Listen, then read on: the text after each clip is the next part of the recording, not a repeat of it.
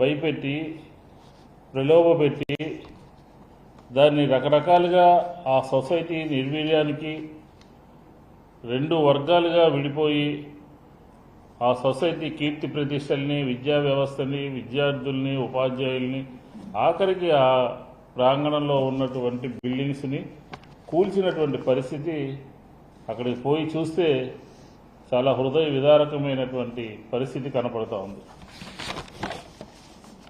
ఎందుకని అంటున్నామంటే రాష్ట్రంలో red book పరిపాలన నడుస్తుంది. ఆ రెడ్ బుక్ పరిపాలన ఊరికినే సామాన్యుల మీదకో, పార్టీ కార్యకర్తల మీదకో, లేకపోతే ఇతరుల మీదకో ఎగురుకుంటూ వెళ్ళేటటువంటి రాష్ట్ర ప్రభుత్వ యంత్రాంగం, పోలీసులు కానీ, రెవెన్యూ కానీ, ఇతర యంత్రాంగం ఎందుకని కళ్ళప్పగించి ఆ బిల్డింగ్ కూలగొడతా ఉంటే, ఆ బిల్డింగ్ బుల్డోజర్లతో కొడతా ఉంటే పోలీసులు పోయి ఎందుకుని ఆపలేనటువంటి పరిస్థితి ఈరోజు అక్కడ దాపురించిందో సమాధానం చెప్పాలి అని చెప్పి ఈ సందర్భంగా చెప్తా ఉన్నాం. అక్కడ చదువుకుంటున్నటువంటి విద్యార్థులకి సంబంధించి అనేక సంవత్సరాలుగా ఆ సంస్థలో చదువుకుంటున్నటువంటి విద్యార్థులకు సంబంధించి అక్కడ వాళ్ళకు సంబంధించిన సర్టిఫికెట్స్ కానీ, అలాగే అక్కడ ఉద్యోగస్తులు, ఉపాధ్యాయులకు సంబంధించినటువంటి మెటీరియల్ కానీ, బిల్డింగ్లు కానీ, ఇవన్నీ కూడా కుప్పకూలు చేసినటువంటి పరిస్థితి ఈరోజు అక్కడ మనకు స్పష్టంగా కనబడతా ఉంది. ఎందుకని పోలీసులు దాన్ని ఆపలేకపోయారో, ఎందుకని రెవెన్యూ యంత్రాంగం ఇలాంటి ఆక్రమణలు, దౌర్జన్యాలు జరుగుతూ ఉంటే ఎందుకని ప్రభుత్వ యంత్రాంగం, పోలీసు యంత్రాంగం ఆపాల్సినటువంటి బాధ్యత వాళ్ళ మీద ఉన్నదా లేదా అని చెప్పని కూడా ఈ సందర్భంగా మేము అడుగుతూ ఉన్నాం. ఎందుకంటే ప్రస్తుతం భూదందాలు ఎక్కువైపోయినాయి.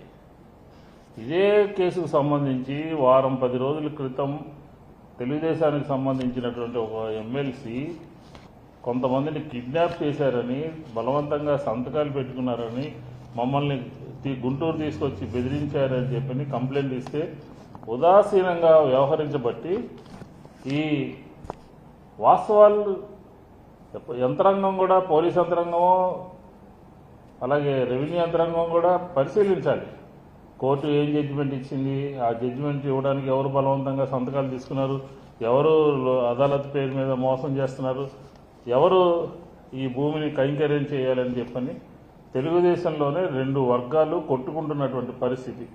ఆ సొసైటీలో ఉన్నటువంటి వారిని భయపెట్టో, ప్రలోభపెట్టో, ఆశ చూపో ఆ 5 ఎకరాల చిల్లర భూమిని కాజేయాలని, సొంతం చేసుకోవాలని నడుస్తున్నటువంటి పరిస్థితుల్ని ఈ ప్రభుత్వం కళ్ళప్పగించి చూస్తుందా అని చెప్పని వైఎస్ఆర్ కాంగ్రెస్ పార్టీ అడుగుతా ఉంది.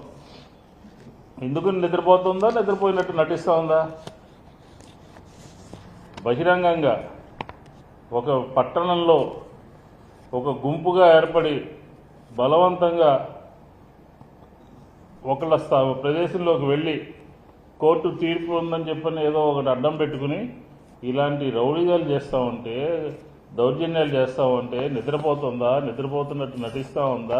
ఎందుకని కిడ్నాప్ జరిగితే చర్యలు తీసుకోలేదు, ఎందుకని కాలేజీలను కూల్ చేస్తే ఇది చేయలేదు? అక్కడ హోల్డింగ్ స్టేషన్ ఉంది, సర్టిఫికెట్లు ఉద్యోగులకు సంబంధించి, విద్యార్థులకు సంబంధించి, ఉపాధ్యాయులకు సంబంధించినటువంటి హోల్డింగ్ స్టేషన్ కూడా కుప్పకూల్చినటువంటి పరిస్థితి చూసాం. అంటే బ్రాహ్మణులు బలహీనంగా ఉన్నారు, పట్టించుకోరనా, లేకపోతే వాళ్ళ మీద దౌర్జన్యం చేస్తే ఎవరు ముందుకు రారనా?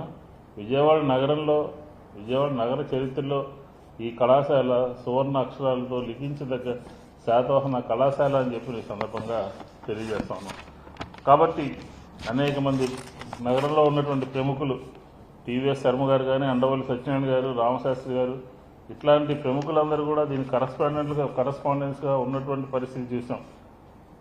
రెడ్ బుక్ రాజ్యాంగం అంటారు కదా, లోకేష్ గారు పోర్ట్ఫోలియో సంబంధించినటువంటి విద్యా వ్యవస్థకు సంబంధించినటువంటి ఈ శాతవాహన కళాశాల కూలుస్తూ ఉంటే ఎడ్యుకేషన్ డిపార్ట్మెంట్ ఏం చేస్తుంది, లోకేష్ గారు ఏం చేస్తున్నారో సమాధానం చెప్పాలి.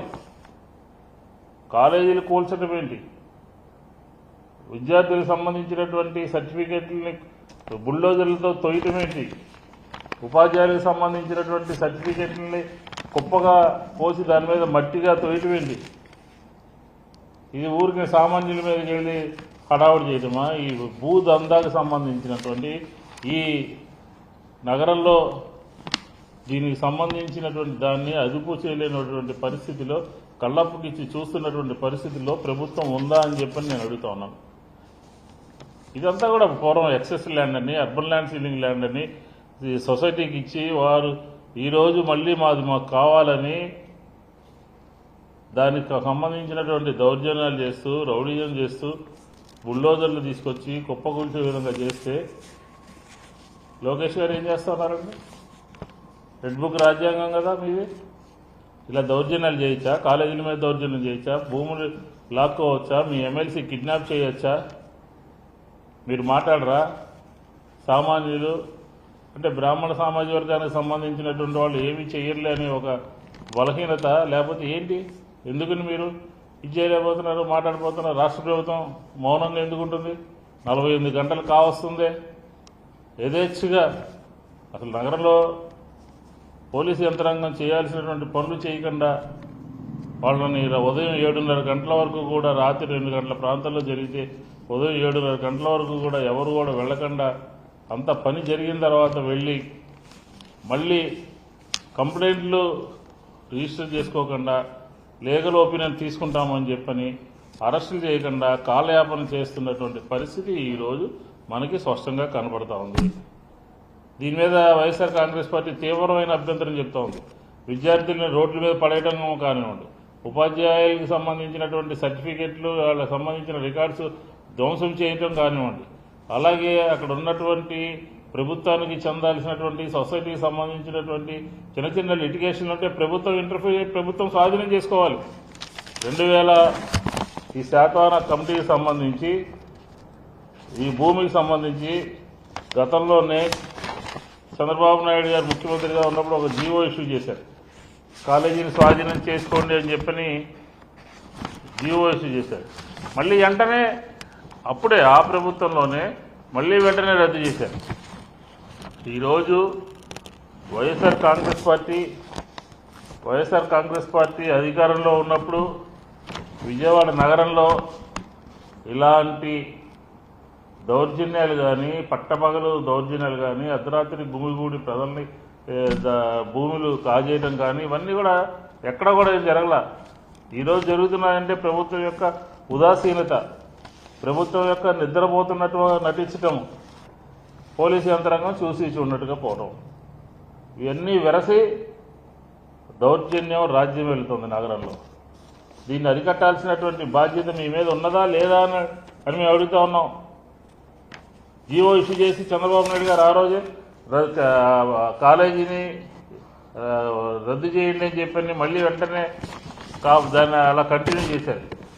ఈరోజు మా యొక్క ప్రధానమైనటువంటి డిమాండ్ ఏంటంటే వైఎస్ఆర్ కాంగ్రెస్ పార్టీ, లోకేష్ గారు ఎందుకు మౌనంగా ఉన్నారు? లోకేష్ గారు దీని మీద చర్యలు తీసుకోవాలి.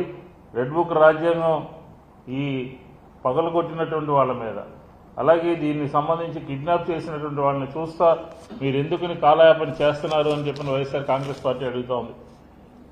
ఈ మొత్తం రికార్డు సంబంధించి YSR Congress party legal team కూడా చూసి అసలు సుప్రీంకోర్టులో వచ్చినటువంటి జడ్జిమెంట్ ఏంటి, ఆ జడ్జిమెంటు అవసరమైతే సుప్రీంకోర్టు ఫుల్ బెంచ్ దృష్టికి తీసుకువెళ్ళే కార్యక్రమాన్ని కూడా చేయడం జరుగుతుంది. కాబట్టి ఈ నగరంలో, విజయవాడ నగరం ప్రశాంతంగా ఉండేటటువంటి నగరంలో భూమాఫియా రాజ్యం వెళ్తూ ఉంది. తెలుగుదేశం ఎమ్మెల్సీలే దాన్ని కేంద్ర బిందువుగా ఉన్నారు.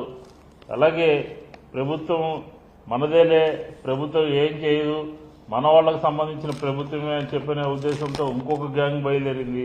ఇవన్నీ కూడా విజయవాడ పౌరుల యొక్క భద్రతకి, శాంతికి భగ్నం కలిగించే విధంగా ఉన్నాయి. కాబట్టి ఇలాంటి చర్యల్ని ఖండిస్తూ లోకేష్ దీని మీద చర్యలు చేపట్టాలి అని చెప్పని వైఎస్ఆర్ కాంగ్రెస్ పార్టీ డిమాండ్ చేస్తాం.